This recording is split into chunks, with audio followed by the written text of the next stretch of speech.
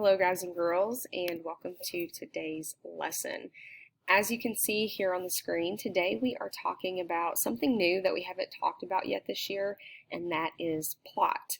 As we go through the lesson today, there are going to be several times when you are going to need to take some notes, so make sure you're watching out for those opportunities and following along on your note-taking sheet. Before we get into the notes, I do want to talk about our learning target. Remember, this is our goal. This is what we are trying to accomplish as we go throughout this unit. It says, I can define and identify the elements of plot structure. There are 5 different elements that we're going to be talking about today. And the goal is by the end of this unit, you should be able to give me a definition for all of those plot structures. And also, if I give you a text to read, you should be able to pull out these 5 different plot structures from that text. Also, before we get into the notes, I do have a warm-up question for you. And if you look on your note-taking sheet, there is a place for you to answer these 2 questions. The first question says, what is a book you've read or a movie that you've watched recently? So I just want you to think in your mind and give me either the title of a book or the title of a movie. The next question says, what is that book or that movie about? So in just 1 or 2 sentences, I want you to briefly summarize what that book or what that movie is about, and I want you to go ahead and write the answers to these 2 questions on your note-taking sheet right now. So, the question of the day, what is plot? When I ask you to tell me the plot, what am I talking about? Here is a really short and simple definition for plot. Plot is just the events that take place in a story. In other words, it's what the story is about. So whatever that movie was or that book that you just wrote down on your note-taking sheet, when you summarized it, you were telling me about the plot. You were telling me what that book or what that movie is about. Now, as we go through these slides today, you're going to notice that there are some words like we see here with the word story that are going to be highlighted. And when you see that, that's your signal to know that you need to fill in that word on your notes. So please go ahead and fill in the definition for plot on your notes right now. Any book that you read, any movie that you watch has a plot. It's what that book or what that movie is about, like I just said. Now, if you remember back to our learning target at the beginning, I said that there are 5 different elements of plot that we're going to be talking about. What you see on the screen here, this is called a plot map, and we're actually going to be talking about plot maps a lot over the next several days. And the 5 different elements that you guys are going to need to know are what we see here on the plot map. We start with the exposition, then we have the rising action, then we have the climax, the falling action, and then at the end we have the resolution. So for the next part here, we're going to be talking about these 5 different elements. We start again with the exposition. The exposition is the beginning of the story. It's how the story starts. And in the exposition, we get some important information. We find out the characters, so the characters are who the story is about. We also find out the setting, so where the story is taking place. And then we also get some important background information. So what that means is if there's something about these characters or about this story that maybe isn't part of the story that we're reading or watching, maybe it's something that happened in the past, but it's going to help us understand this story better, then we're going to get that information in the exposition.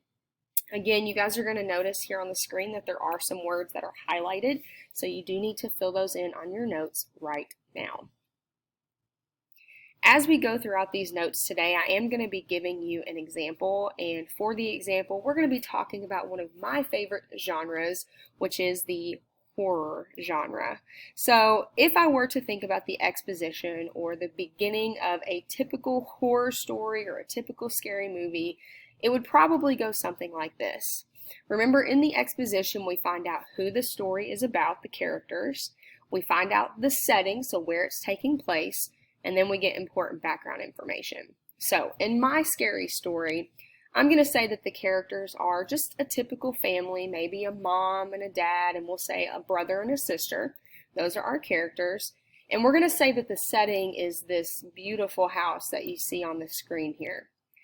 Background information, maybe some information that we need to know about this family is maybe they've had some financial trouble, maybe they've lost a previous home or they couldn't afford a previous home, and then all of a sudden they get this opportunity to buy this great house, and at first everything seems great. That's the exposition. We'll get into the next part in just a second. After the exposition part of our plot map, next we go into the rising action.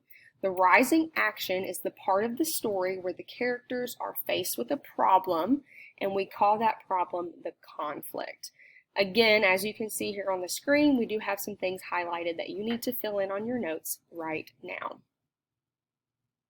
I wanted to show you guys another example of a plot map, and the reason that I like this specific example is because, as you can see in the rising action here, there are peaks and there are valleys in our rising action, and that's important because the rising action is where most of the story takes place, and during the rising action you're going to notice that there are times when things in the story get a little more intense, and then they calm back down, and then they get intense again, and we're all leading up to this climax, which we're going to talk about in just a second. So let's go back to Miss Dangerfield's scary story. Remember, in the exposition, we find out that we have a family, and that family maybe has had some financial trouble in the past, and the setting is their new house that they just so happened to get a hold of right at the perfect moment when their family needed it the most. Remember, at first, things were going great, but now we're moving into that rising action, those peaks and those valleys. And at some point in this new house, things started to get a little strange, right? Maybe at first they just heard some footsteps upstairs when nobody was upstairs. That's one of those small peaks that we were talking about. Then they go into a room and the door closes by itself when really there was no one there. So that's another one of those peaks. And remember, in that rising action, the characters are faced with a problem, and this family eventually realizes that their house is haunted. That is their conflict. That's their problem in this scary story. After the rising action, as you can see up here at the tip top of our plot map, we have what's called the climax. The climax is the high point in the story where the character comes face to face with the conflict. And the conflict is the most suspenseful part of the story. It's the part where you don't know what's going to happen next, and it leaves you on the edge of your seat. Again, we do have something highlighted here on the screen, so you need to fill that in on your notes right now. So if we go back to Miss Dangerfield's scary story, remember in the rising action, we had those kind of weird things happening, lights flickering on and off, footsteps upstairs, things being moved around in rooms. That was part of the problem, the conflict, when they realized that their house is haunted. The climax is going to be the part of the story where you are sitting on the edge of your seat. You're covering up your ears because you don't want to be scared by any loud sounds. It's the most suspenseful part of the story.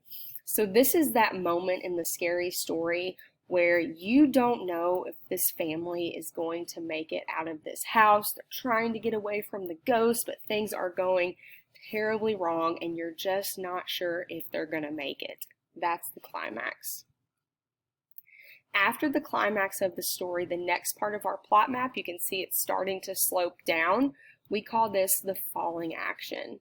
The falling action in the story is when the conflict is resolved, so that problem is solved, and the story starts to come to a close. And again, as you can see on the screen here, you do have some notes to fill in, so please take care of that right now. So going back to Miss Dangerfield's scary story, remember we're at that part where we do not know if the family is going to make it out in time. The falling action is when the family makes it out just in the nick of time, and they are safely away from the house and away from the ghost. So the conflict is resolved, they've gotten away from the problem, and we know that everything is going to be okay. At the end of the story, the last part of our plot map, we call that the resolution. The resolution is really simply the way that the story ends. It's whatever happens at the very end of the story. Please fill in these notes on your note-taking sheet right now. So I have a nice pretty picture here, and what I like to imagine for Miss Dangerfield's scary story is the family has made it out of the house. They're in the car together driving off into the sunset, and we know that they're going to be okay. But what I love about a scary story is sometimes there's a little twist at the end, and I've seen this before, where the camera will go back to the house and you can see in the window that the ghost is actually still there, even though the family has made it out safely. That's the resolution. That's the way that the story ends. Okay, now that we have talked about the 5 different parts of the plot map, we are going to do a little practice activity. You guys have a story on your desk called Don't Pee in Holes.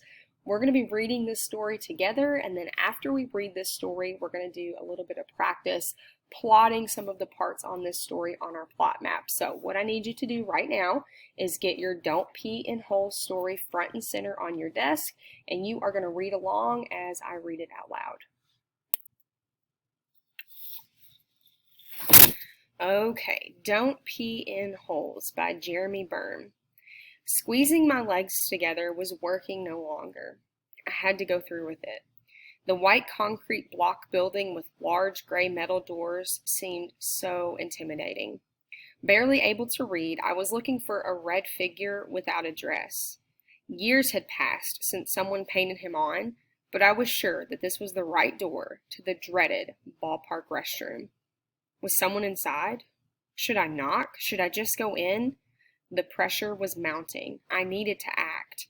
As I grabbed the silver doorknob, it frightened me because it was so cold on the hot summer day.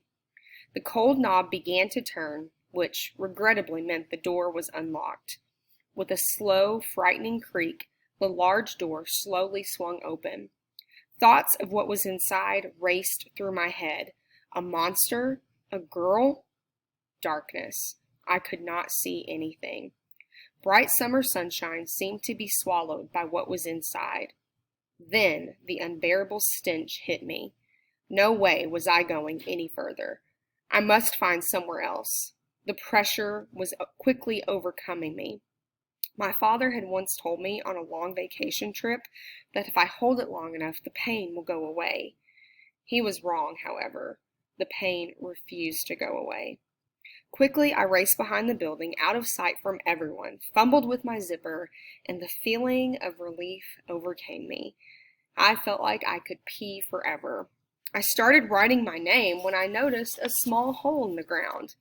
I always liked targets. My aim was on that day, and I filled the hole up. Zipping up with a feeling of accomplishment, an unusual noise filled the air. It was not the usual ping of aluminum bats or the umpire belting out a called third strike. This was an eerie buzzing noise that was growing louder by the second. From the hole swarmed wet, mad yellow jackets. I ran for my life. The yellow jackets were not to be outrun. My recollection of the day becomes a little blurred at this point. Jumping, kicking, and yelling in agony, my parents' black pickup was my destination. I remember the insects being actually embedded in my clothing, which my mother and another brave soul quickly took off of me because I was continuing to be stung. Later at the hospital, the total sting count was 32. Later research into yellow jackets revealed that they are responsible for many deaths each year in the United States.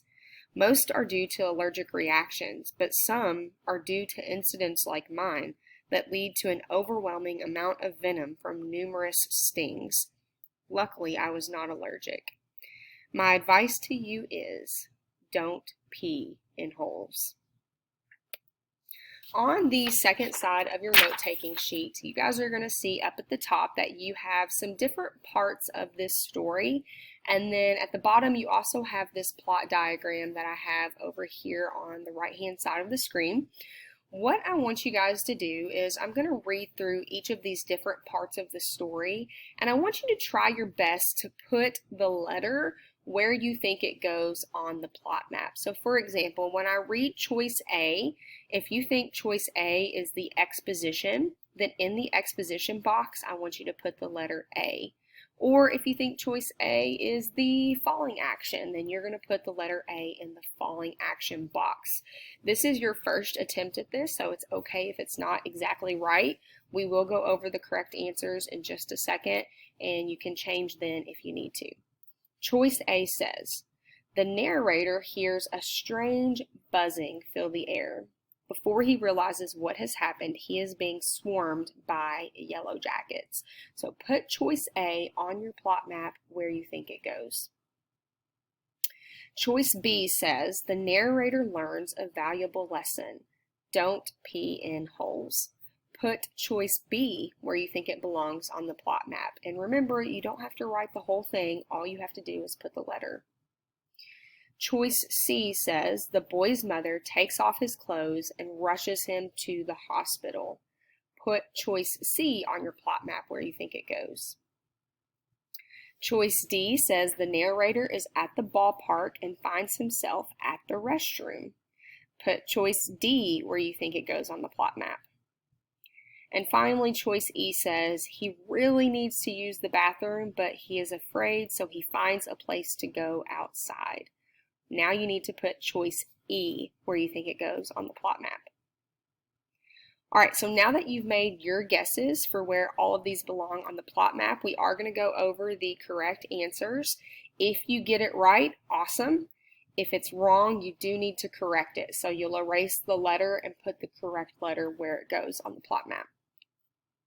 Starting with the exposition, the correct answer for the exposition was letter D. The narrator is at the ballpark and finds himself at the restroom. Remember, in the exposition, we find out who the characters are. So in this story, it's the narrator. We find out the setting, which is the ballpark. And then the background knowledge, he has found himself at the restroom. So if you need to change your exposition letter, please go ahead and do that now. After the exposition, we have the rising action. Remember, this is where the character is faced with a problem, and we call that problem the conflict. The correct answer here was E. He really needs to use the bathroom, but he is afraid, so he finds a place to go outside. The conflict in this story is that the narrator needs to use the bathroom, but he's too afraid to use the ballpark restroom. That is the problem or the conflict in the story. If you need to change your rising action, go ahead and do that now. At the top of our plot map, we have the climax. Remember, this is the most suspenseful part of the story. It's where the narrator comes face to face with the problem. The correct answer to this one was A. The narrator hears a strange buzzing fill the air, and before he realizes what has happened, he is being swarmed by yellow jackets. So that's where things become really intense in this story, and we don't know if he's going to get away from the yellow jackets, if he's going to be okay or not. So our climax was choice A. If you need to change that on your plot map, please do so now. After our climax, we have the falling action. This is where things start to work out and the story starts to come to a close. The correct answer for the falling action was C. The boy's mother takes off his clothes and rushes him to the hospital. If you need to change that on your plot map, go ahead and do that now. And last but not least, our resolution was choice B. This is the way that the story ends. In this story, the narrator learned a valuable lesson. Don't pee in holes. If you need to change that, please do so now. All right, guys and girls, that is going to do it for our introduction into plot today. We will be talking about this more over the next several days, so I will see you guys then.